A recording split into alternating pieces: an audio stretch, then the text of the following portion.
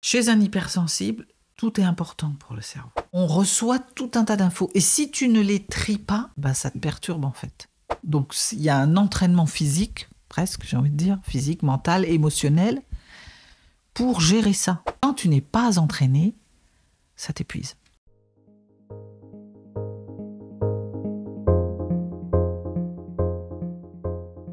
Une problématique qui est liée à l'hypersensibilité et qui revient souvent, c'est l'épuisement. Est-ce que tu peux nous parler de cette fatigue qui, du coup, est à la fois mentale mais aussi physique, liée à cette surcharge émotionnelle, sensorielle? Oui, je peux. Oui, alors l'épuisement chez une personne hypersensible. Alors en fait, globalement, on est constitué comme les autres, parce que tout le monde me demande toujours, on a l'impression que c'est une maladie en fait. Et ce sont plutôt, je dirais, des spécificités, tu vois, où tout est toujours, j'aime bien dire ça pour résumer, mais on va aller dans le détail, tout est toujours un peu trop, et ce trop, perçu souvent par les autres, hein, mais par soi aussi des fois quand je me sens débordée, ce trop, il vient effectivement même se nicher dans un fonctionnement du corps qui est spécifique chez les hypersensibles. Alors, comment ça se passe le sentiment d'épuisement, il y a plusieurs raisons à ça déjà. Ça peut être physique, une sensation physique, parce que je vais l'expliquer là, je vais aller dans le détail, qu'est-ce qui se passe physiquement. Ça peut être émotionnel, ça peut être mental. Voilà, à ces différents niveaux-là, il se passe des trucs qui font qu'on est dans des comportements qui nous épuisent. Pourquoi je dis ça et je précise ça? Parce que tu peux ne pas être hypersensible et être épuisé mentalement parce que parce que tu es toujours en train de cogiter, par exemple. Tu vois, hier, alors je ne sais pas si c'est un bon exemple parce que je crois que le garçon était hypersensible, mais hier j'ai dîné avec une personne qui me disait j'hésite en permanence, j'ai du mal à choisir et ça m'épuise. Donc, je ne sais pas, je crois qu'il était hypersensible, mais pour d'autres raisons, c'est pas ça qui m'a fait penser à ça. C'est pour dire que déjà, certains comportements nous épuisent. Si je mets 3 heures à me demander à chaque fois que quelqu'un vient prendre ta commande, que tu es là, je prends du poisson ou je prends de la viande, ce qui m'est arrivé hier, je prends le lieu ou la volaille. Toi, tu es là avec un cerveau qui... Voilà. En plus, il y a des réactions autour. Les gens attendent. Si tu es au restaurant, tu as une serveuse qui doit prendre le truc. Donc, ça rajoute au stress. Et tout ça, ça crée de la fatigue, en fait. Donc, ça, c'est déjà un processus. Alors, pourquoi chez les hypersensibles, c'est plus fort, en fait? Bah parce qu'on a un centre de pilotage, tu vois, qui pilote tout, qui s'appelle le système nerveux central, qui permet au cerveau, en fait, de communiquer avec le corps.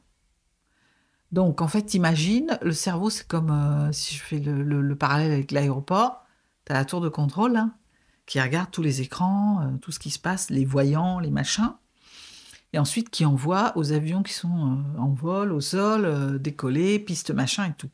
Là, nous, ce qui envoie, c'est la moelle épinière qui envoie partout dans le corps. Hop, on y va, problème, on a une contrariété, et qui va balancer une contrariété, je commence à être contrarié, et puis ça se règle pas, donc la tour de contrôle relance, on en est où, paf, et là je peux commencer à être inquiète, voire angoissée, parce que ça monte en fait. Ça, c'est le processus classique de toute personne. Qu'est-ce qui se passe chez les hypersensibles? En fait, c'est que chez les personnes classiques, tu vois, j'ai du mal à trouver un mot parce que à force de dire qu'on est spécifique, j'ai failli dire normal, mais ça n'avait pas de sens. Mais en tout cas, classiquement, quand tu n'es pas identifié hypersensible, ton cerveau, il trie. Tu vois, à la tour de contrôle, il t'envoie pas tous les trucs. Parce que je crois me souvenir qu'on reçoit plus de 65 000 infos par jour. T'imagines si tu traitais tout, quoi. Tu pètes un fusible. Et... Donc, en fait, il trie. Donc, par exemple, c'est ce qui explique que pendant qu'on parle, là, moi, j'entends pas trop les bruits dehors. Je sais pas si une voiture passe. Je me concentre. Pendant que tu lis, tu te concentres. Je suis pas en train de regarder, de voir si mon corps, si mon cœur bat. Je suis pas en train de compter les palpitations, les machins. Ça trie le nombre d'informations pour cibler celles qui sont importantes pour le truc du moment. Chez un hypersensible, tout est important pour le cerveau. Donc quand tu comprends ça, tu sais que tu reçois. Donc en fait, je te mens parce que j'entends les oiseaux dehors. J'ai entendu la voiture passer. Voilà. Donc on reçoit tout un tas d'infos. Et si tu ne les tries pas, ça te perturbe en fait.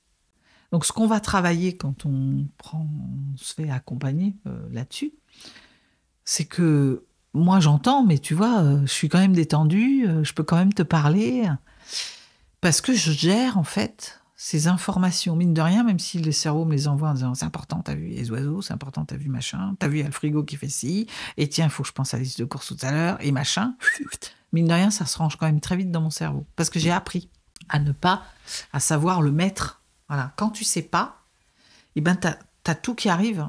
Et du coup, ça te fatigue, tu vois. Donc, moi, c'est quand même un travail de faire ça. Donc, il y a un entraînement physique, presque, j'ai envie de dire, physique, mental, émotionnel, pour gérer ça. Et faire que, mine de rien, ça ne m'épuise pas, tu vois. Donc, j'ai un entraînement de GI derrière pour pouvoir bien gérer ça. Quand tu n'es pas entraîné, ça t'épuise. Alors, au mieux, tu gères, mais ça t'épuise parce que tu ne sais pas bien le faire, tu n'es pas bien entraîné. Au pire, tu n'arrives pas à le faire. C'est-à-dire, c'est comme ça qu'on dit qu'il y en a qui ont des troubles de l'attention. C'est juste que il y a la voiture, tu vois, et ça me déconcentre. Donc, c'est très fatigant. Je vais faire le parallèle avec la boîte mail parce que ça me fait ça, moi, des fois. Quand tu es en traitement classique et que tu arrives à bien gérer, ou que tu n'es pas en surcharge parce que ton système nerveux central y trie, c'est comme si tu traitais régulièrement tes mails, en fait. Et donc, tu te retrouves avec une centaine de mails par jour, bien... voilà, moi, quand je suis en forme, c'est ce que je fais.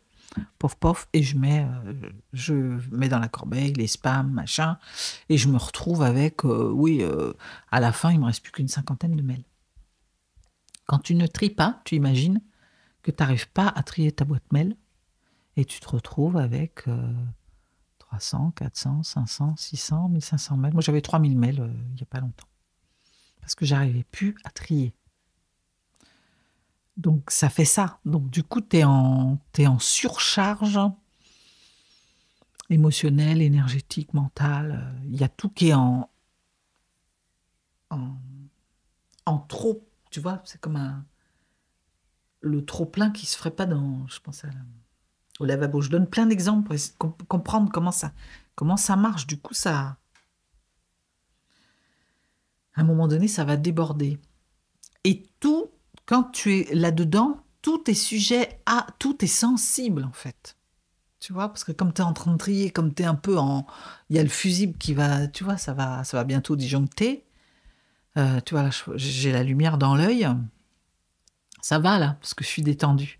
Mais si je rajoute que j'ai 3000 mails que j'ai pas triés, que machin, le seuil de sensibilité va augmenter, du coup, pof.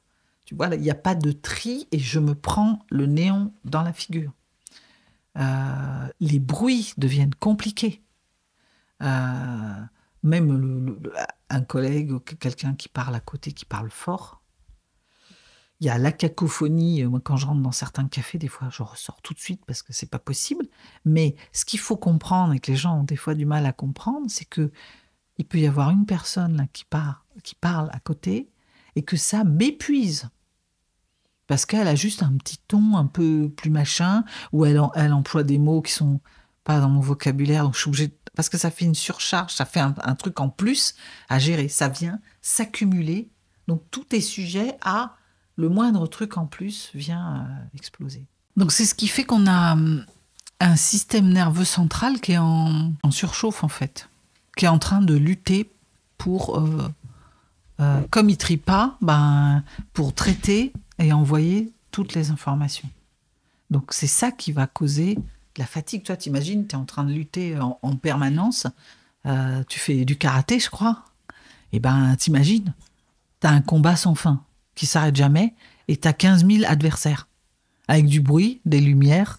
Voilà, c'est ça. Tu vois, moi, je vois bien ce que tu racontes parce que quand je travaille des heures d'affilée jusqu'à 7 heures d'affilée dans un endroit où on est sous néon, il y a des bruits répétitifs, des gens qui parlent, du mouvement, à la fin, je suis complètement lessivée.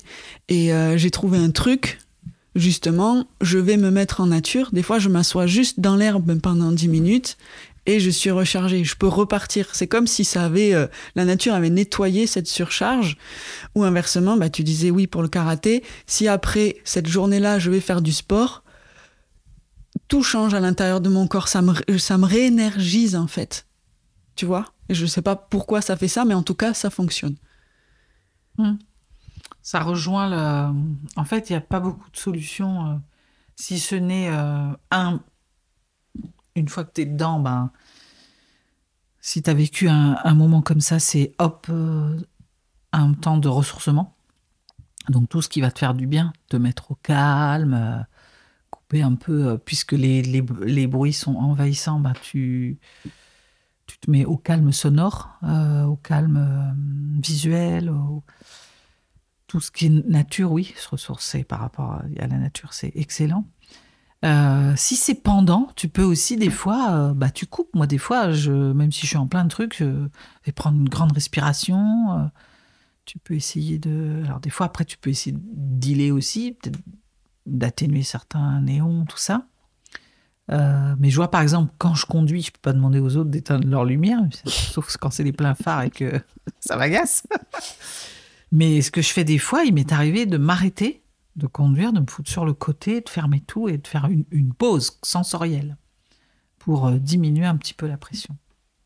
Et puis après, il y a prévenir. Aussi, je te disais tout à l'heure, un entraînement de GI, c'est, moi quand même, je supporte beaucoup plus facilement. Là, parce que là, j'entends tous les bruits, j'ai des néons dans la figure et pourtant je suis avec toi et tout va bien. Parce que j'ai un entraînement. Donc l'entraînement, c'est entraîner son corps donc c'est aller chercher...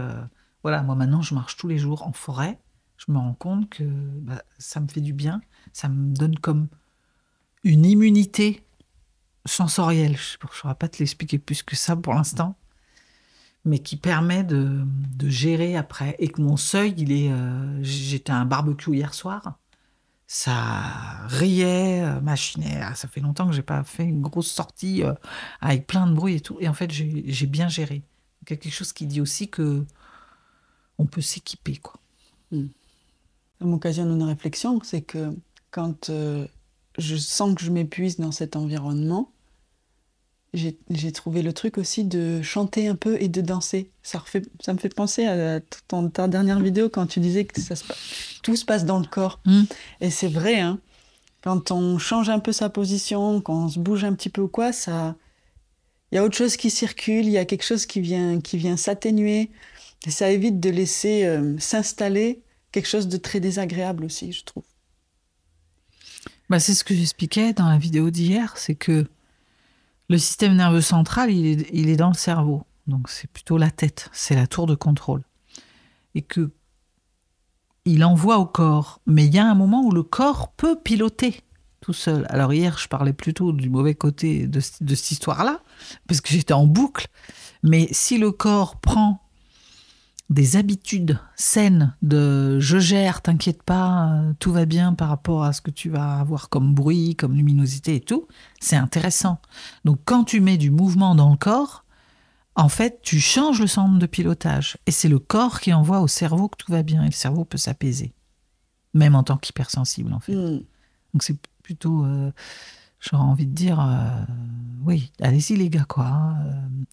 Dansez, faites du mouvement. C'est pour ça que moi, je vais beaucoup marcher en forêt, dans des endroits calmes, où les seuls bruits sont des musiques, en fait, qui viennent me nourrir. Donc, ça entraîne le corps à être plutôt dans quelque chose d'apaisant.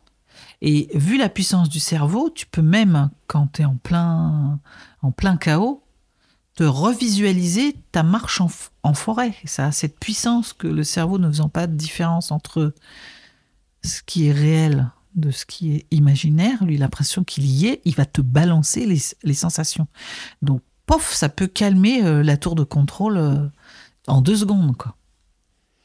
Bon, la bonne nouvelle avec tout ce que j'entends, c'est qu'on n'est pas obligé de subir, c'est qu'on a plein de ressources à l'intérieur et à nous de les activer, quoi. C'est ça. Ça se pilote. J'ai la main. Faut arrêter de penser que c'est une fatalité. C'est ces caractéristiques qui font que je suis condamnée à être un extraterrestre qui va vivre toute sa vie sans qu'il y ait des trucs qui le font souffrir, quoi, en fait. Hein. On peut... il y a des raisons, oui, il y a des spécificités, il y a des processus, il y a des capteurs plus fins, mais que tu peux piloter.